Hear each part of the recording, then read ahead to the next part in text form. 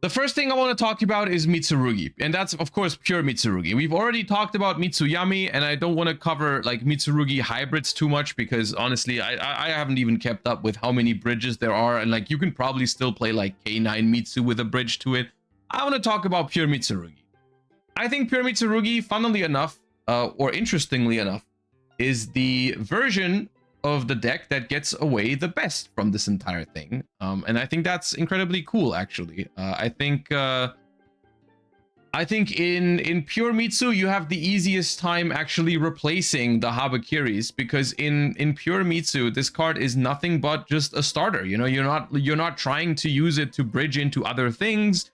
You're not trying to search it with other cards or whatever, or you don't need it as a secondary push in your hand. This is just a another push for Mitsurugi. So I think there is a lot of ways and how you can replace this. This is a relatively new version of the deck that was using Radiant Typhoon Vision at the Fallen and the Virtuous. I think Philip Weidinger got top 4 at it. Top 4 at a regional in Montabaur with it. The exact list is besides the point, but I think pure Mitsurugi can recover from this. I think there's a couple of challenges here. Like, for example, I think one particular issue that I've been running into with pure Mitsurugi sometimes is that you run out of search targets for your Mitsurugi effects, right? Because this deck, of course, by nature is a little bit less auto win, and it's a little bit grindier than other Mitsurugi hybrids. So you have to like keep resolving your Mitsurugi effects on like follow-up turns and like, you know, when you tribute for prayers on turn 3 and so on. And in this deck also, more often than not, you want to resolve extra copies of Mitsurugi Ritual on the next turn and so on and so forth.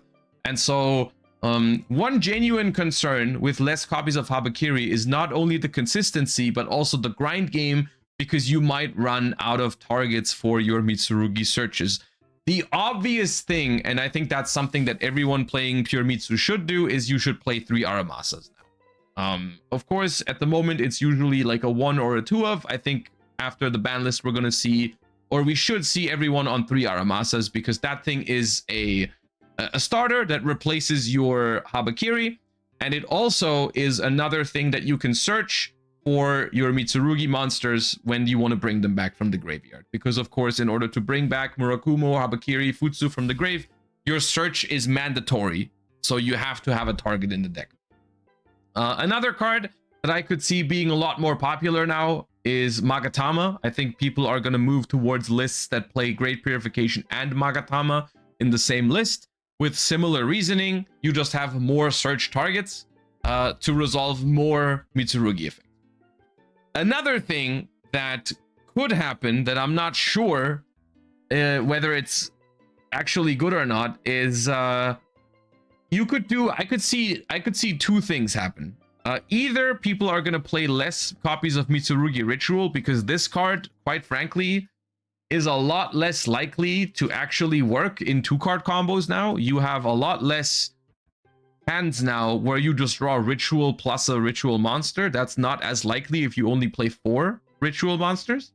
So I could see people going down on copies of Mitsurugi Ritual, even though that further even decreases your chances of drawing a play in Mitsu.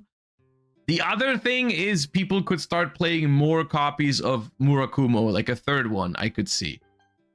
I could see that.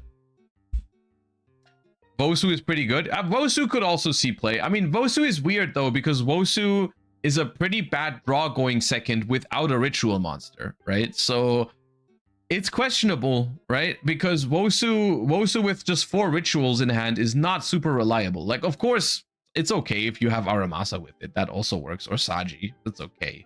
But you just have less good pairings now for Vosu. So, yeah. All things considered, I think this deck is going to feel very similar to what it was before in power level. Genuinely, I don't think this deck suffers much. You're just going to replace the Habakiris with other consistency. Like, I think people are going to go back to Pot of Extravagance, or definitely 3 Aramasas. I could see people starting to play Manjus if you don't need Impulse in the format, or Lamias just to make up for the starters. And then I do think we're gonna see people play more search targets for the thing. Like I think a Magatama should be in there, right? And other than that, I think the deck is gonna feel the same way as before. I think it's still viable. I think it's solid. And I think Pure Mitsurugi, all things considered, gets away pretty well from this ban list, which is good, because that was obviously their goal with the Mitsurugi structure deck coming up in March. What about Ogdoadic? If you want to go a little more combo heavy, then Ogdoadic is an option. I think it's okay. I'm not sure if it's better. I've played Ogdoadic before, but that's a while ago, and I don't remember.